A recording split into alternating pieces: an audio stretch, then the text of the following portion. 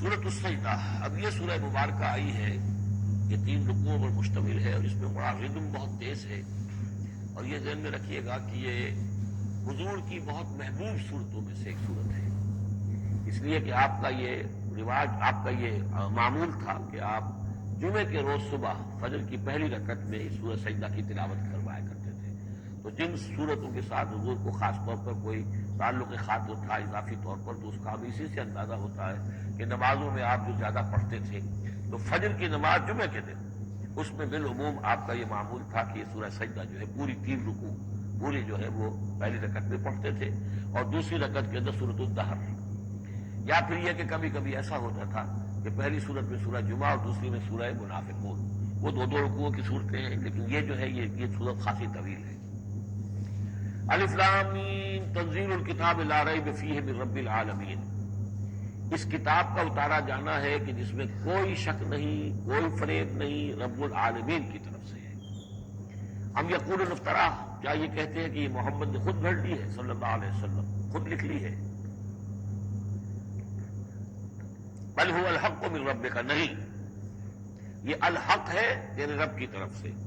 لتنذر قوما ما اتاہم من نذیر، تاکہ خبردار کر دیں آپ اے نبی اس قوم کو کہ جس کے پاس کوئی نبی پہلے نہیں آیا، کوئی خبردار کرنے والا نہیں آیا۔ حضرت اسماعیل سے لے کر اور حضرت محمد تک بڑے طویل عرصے تک کوئی نبی اس نسل میں نہیں آیا، اس قوم میں نہیں آیا۔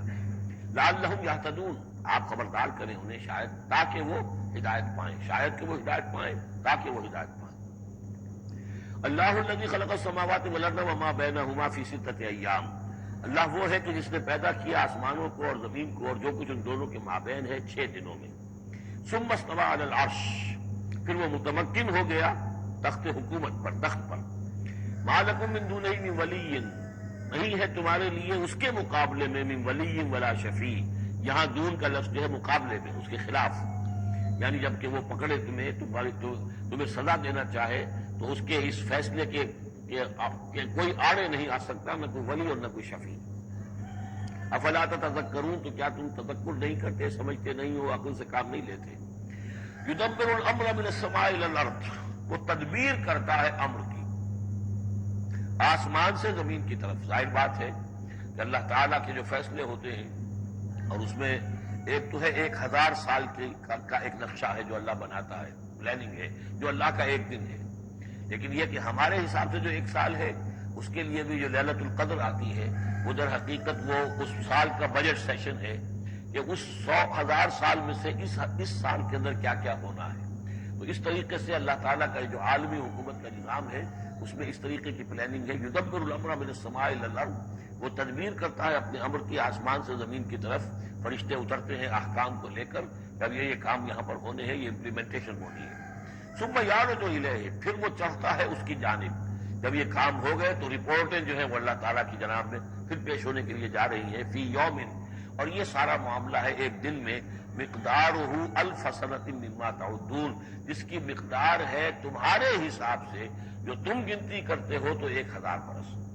اب یہ سورہ حج میں بھی یہ آیت آ چکی ہے، ان یوما عند ربک کالف سنۃ مما تعدون، تیرے رب کا ایک دن جو ہے وہ تمہارے حساب کے 1000 سال کے برابر ہے۔ اور یہاں پر بھی یہ آ گیا کہ یہ تدبیر امر کے سلسلے میں اس کائنات میں جو بھی اللہ تعالیٰ کا فیصلہ ہوتا ہے تو وہ ہر 1000 سال کے لیے اس کا ایک نقشہ بن جاتا ہے۔ ذالک عالم الغیب والشہادۃ، وہ ہے، وہ ہستی ہے جاننے والی ہر چھپی چیز کی اور ہر سامنے کی چیز کی، العزیز جو زبردست ہے، الرحیم رحم فرمانے والی ہے۔ الذی احسن کل شیء، جس نے کہ جو شے بنائی، کل شیء خلقہ، جو شے بھی اس نے بنائی بہت خوبصورت بنائی، بہت عمدہ بنائی، اس کی خلقت میں کوئی نقص تم نہیں دکھا سکتے، کہیں کوئی کوتاہی نہیں دکھا سکتے۔ وبدأ خلق الانسان من طین، اور انسان کی تخلیق کا آغاز کیا گارے سے۔ یہ تخلیق کا آغاز تو گارے سے ہوا، یا تو یہ کہ وہ آدم کی تخلیق جو ہے وہ جو اس مراحل سے ہو کر گزری ہے اس کو ہم کئی دفعہ دیکھ چکے ہیں، یا جیسے کہ میں نے سورہ مومنون کے شروع میں عرض کیا کہ خود ہر انسان کی بھی جو تخلیق ہو رہی ہے اس کا بھی اصل تو جو ہے کہ باپ کے جسم میں جو نطفہ بن رہا ہے تو وہ بھی تو ظاہر بات ہے کہ زمینی جو غذا ہے اور وہ مٹی ہی کی کشید جو ہے وہی چیزیں ہیں کہ جس کے ذریعے سے وہ اس کا نطفہ بنتا ہے۔ لیکن اس کے بعد ثم جعل نسلہ من سلالۃ من ماء مہین، پھر یہ جو نسل چلی ہے آدم کی علیہ الصلوۃ والسلام، اب یہ چلی ہے اس بے قدر پانی کی کہ نچڑا ہوا پانی جو ہے سلالۃ من ماء مہین، اس سے اب یہ نسل آگے چل رہی ہے۔ پہلا مرحلہ آدم کا مٹی سے آدم تک، اب آدم سے آگے جو تناسل کا معاملہ چل رہا ہے نوع انسانی کا، ریپروڈکشن جس نظام سے ہو رہی ہے، اس کا یہ نسل جو ہے اس میں یہ ذریعہ بن رہا ہے۔ ثم سواہ ونفخ فیہ من روحہ، اب یہاں سما جو آ رہا ہے گویا کہ نسل انسانی میں سے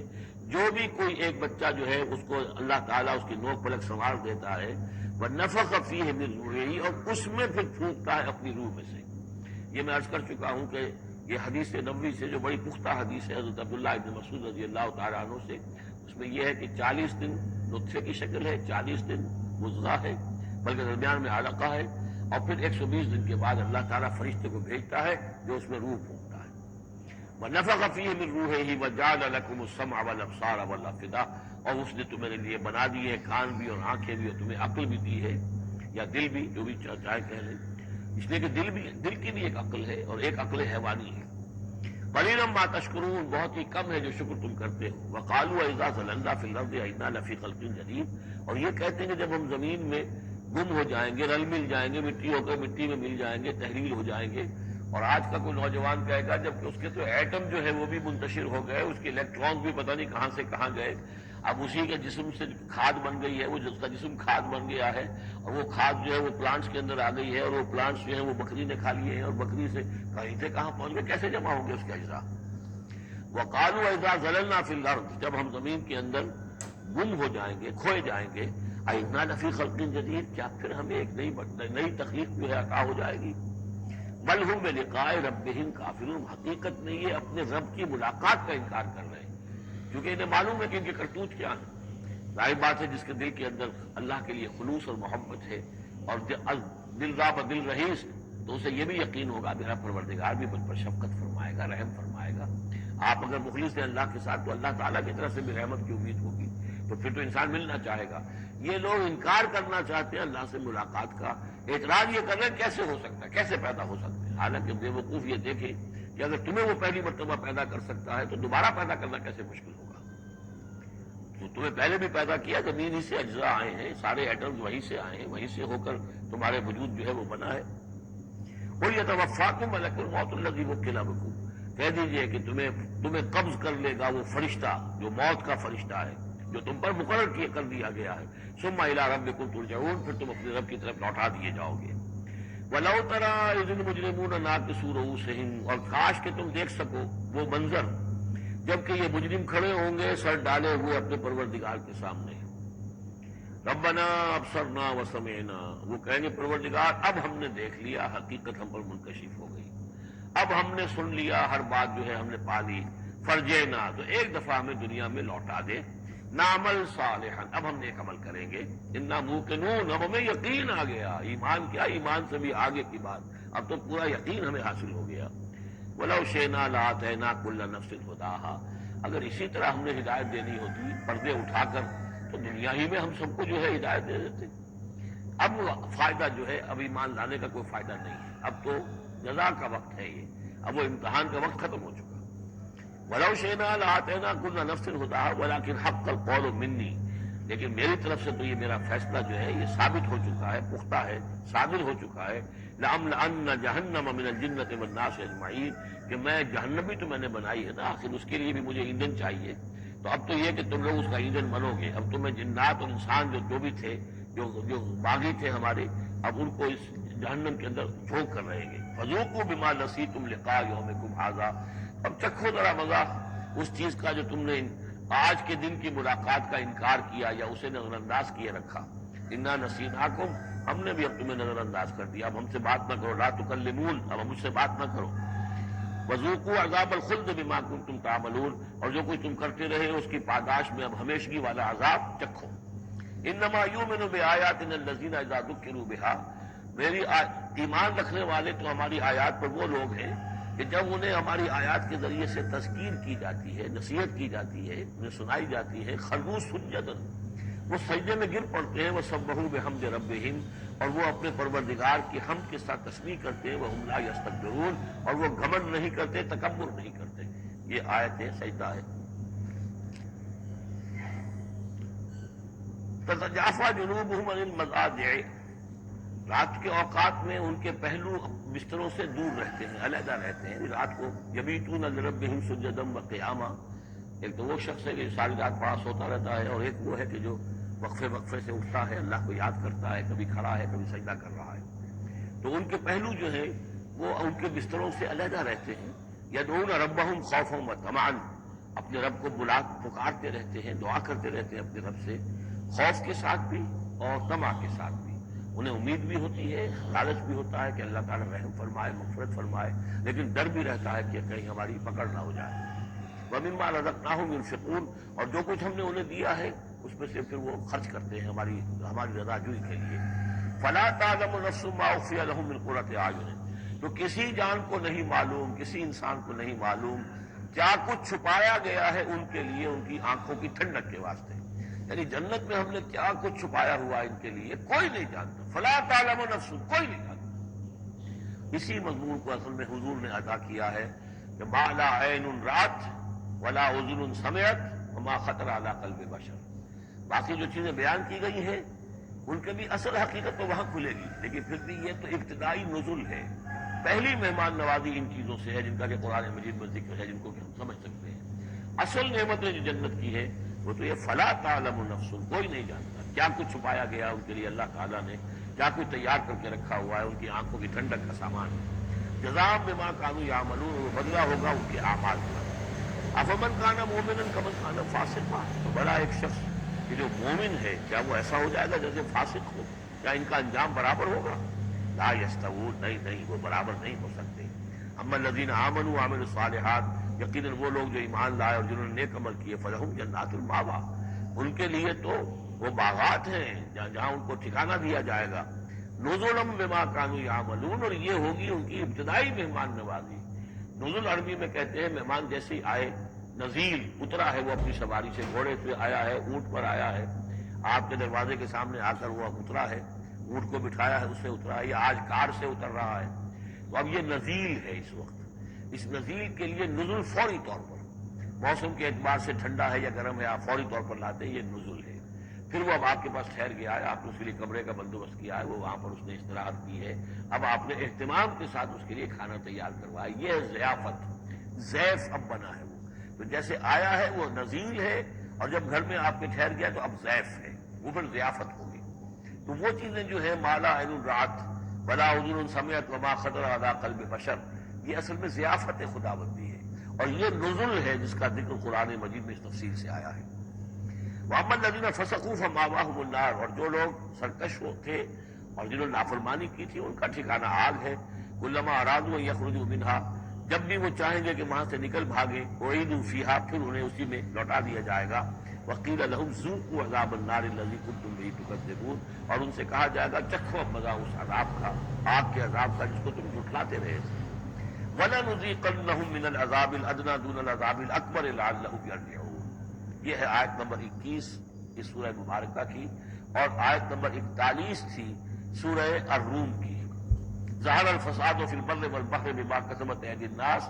لیذیقہم بعض الذی عملوا لعلہم یرجعون، ہم لوگوں کے کرتوتوں کے کچھ اعمال کی سزا دنیا میں دے دیتے ہیں، شاید کہ جاگ جائیں، ہوش میں آ جائیں اور یہ لوٹ آئیں، پلٹ آئیں، توبہ کریں۔ یہاں فرمایا ہم لازماً انہیں چکھائیں گے مزہ چھوٹے عذاب کا، ادنا، عذاب الادنا، دون العذاب الاکبر، اس بڑے عذاب سے پہلے پہلے۔ لعلہم یرجعون، شاید کہ یہ جاگ جائیں، شاید کہ ہوش میں آ جائیں، شاید کہ لوٹ جائیں، شاید کہ توبہ کریں۔ یہ بات جو ہے آ چکی ہے کہ رسول جب بھی بھیجے جاتے تھے تو اللہ تعالیٰ کی طرف سے اس قسم کی تنبیہات کا سلسلہ آتا تھا تاکہ لوگ بیدار ہوں۔ وَمَنْ أَظْلَمُ مِمَّنْ ذُكِّرَ بِآيَاتِ رَبِّهِ ثُمَّ أَعْرَضَ عَنْهَا، اس سے بڑھ کر ظالم کون ہوگا جس کو نصیحت کی گئی اب اس کے رب کی آیات کے حوالے سے پھر بھی اس نے اعراض کیا۔ یعنی ایک تو نصیحت کوئی کر رہا ہے، وہ اپنا جو فلسفہ بگاڑ رہا ہے یا کوئی اپنی عقل لڑا رہا ہے، اپنی منطق لڑا رہا ہے، ایک یہ کہ اللہ کی آیات کے ذریعے سے تذکیر کر رہا ہے، پھر بھی اس سے اعراض کرے۔ ثم أعرض عنها إنا من المجرمين منتقمون، ایسے مجرموں سے تو ہم انتقام لے کر رہیں گے۔ وَلَقَدْ آتَيْنَا مُوسَى الْكِتَابَ فَلَا تَكُنْ فِي مِرْيَةٍ مِّن لِقَائِهِ،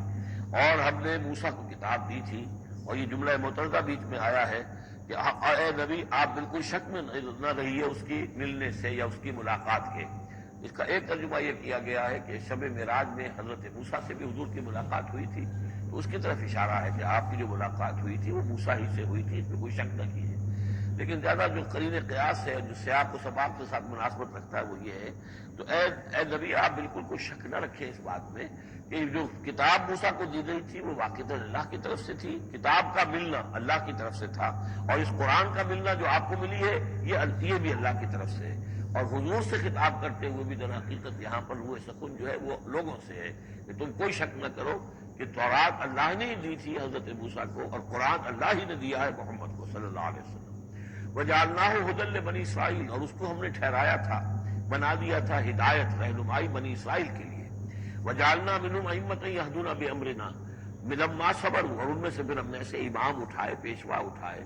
رہنما اٹھائے کہ جو لوگوں کو ہمارے حکم سے وہ ہدایت کرتے تھے، رہنمائی کرتے تھے، تورات کی تعلیم کرتے تھے، تورات کو سمجھاتے تھے، نیکی کا حکم دیتے تھے، امر بالمعروف نہی المنکر کرتے تھے، لما صبر۔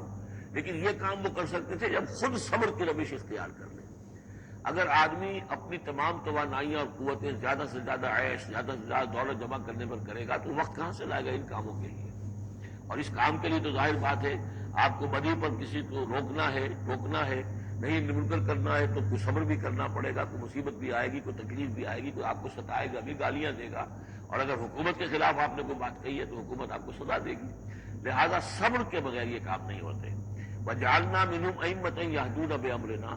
اب ہر شخص کے ہم میں سے یہ خواہش پیدا ہونی چاہیے کہ اللہ تعالیٰ ہمیں بھی، اگر بنی اسرائیل میں سے اللہ تعالیٰ نے بہت سے لوگ ایسے اٹھا دیے جن کی یہ تعریف کی جا رہی ہے، جعلنا منہم ائمۃ یہدون بامرنا لما صبروا، اللہ تعالیٰ ہمیں توفیق دے کہ ہم بھی اس امت مسلمہ میں اسی کام کے کرنے والے بن جائیں، تاکہ لوگوں کو خیر کی طرف بلائیں، حق کی طرف دعوت دیں، لیکن اس کے لیے اپنے لیے صبر اختیار کرنا ضروری ہے۔ کم سے کم اپنا جو ہے اسٹینڈرڈ آف لیونگ رکھیں، تاکہ یہ کہ ہم اپنا وقت اسپیئر کر سکیں، جس کو تبلیغی بھائی کہتے ہیں تفریغ الاوقات، اوقات فارغ نہیں کریں گے اپنے،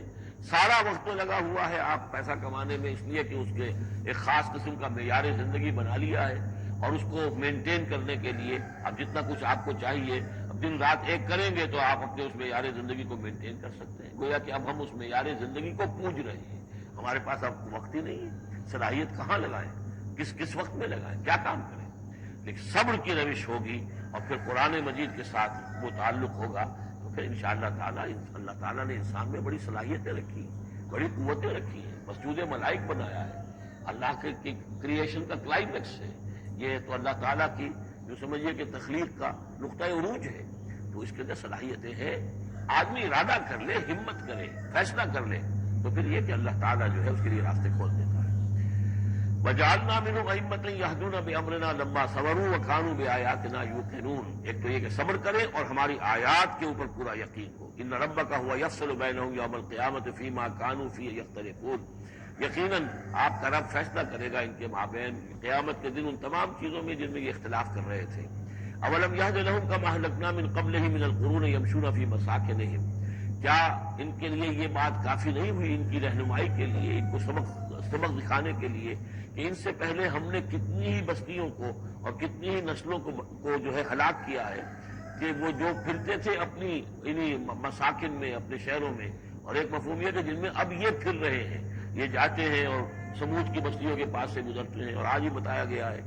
کہ اخبار میں وہ خبر آئی ہے کہ کوئی برطانوی سیاست جو ہے وہ محققین، انہوں نے وہ ڈیڈ سی میں اس کے ساحل کے ساتھ ہی اور پانی کے نیچے وہ آثار موجود ہیں اس شہر کے کہ جس کی طرف حضرت لوط علیہ السلام کو بھیجا گیا تھا۔ تو خبر میں یہ ہے کہ قرآن اور تورات کی جو بات ہے اس کی تصدیق ہو گئی ہے، لیکن وہ بستی جو ہے میرا بھی گمان یہی تھا کہ وہ جو ہے اصل میں سمندر کے اندر آ چکی ہے، اور شاید اسی لیے ڈیڈ سی اس کا نام کہ پورے شہر جو ہے بڑے ہوئے وہ اس کے اندر دھس گئے ہیں، اور گویا کہ سب کے سب اسی کے اندر جو ہے ان کی قبر بن گئی ہے، وہ پانی کی قبر کے اندر وہ دفن ہوئے ہیں۔ بہرحال یہ تمام چیزیں جو ہے تم پھرتے ہو، آتے ہو، جاتے ہو، انہی لوگوں کے مساکن کے اندر تم پھر رہے ہو۔ ان فی ذلک لآیات فلا یسمعون، اس میں یقیناً نشانیاں ہیں، تو کیا تم عقل سے کام نہیں لیتے، سنتے نہیں ہو؟ اولم یروا انا نسوق الماء الی الارض الجرز، کیا انہوں نے دیکھا نہیں کہ ہم پانی کو ہانک کر لے جاتے ہیں ایک ایسی زمین کی طرف جو چٹیل پڑی ہے، بے آب و گیا ہے، فنخرج به زرعا تاکل منه انعامهم وانفسهم، پھر ہم اس کے ذریعے سے اس پانی میں کھیتی اگا دیتے ہیں کہ جس میں سے کھاتے ہیں ان کے مویشی بھی اور خود یہ بھی۔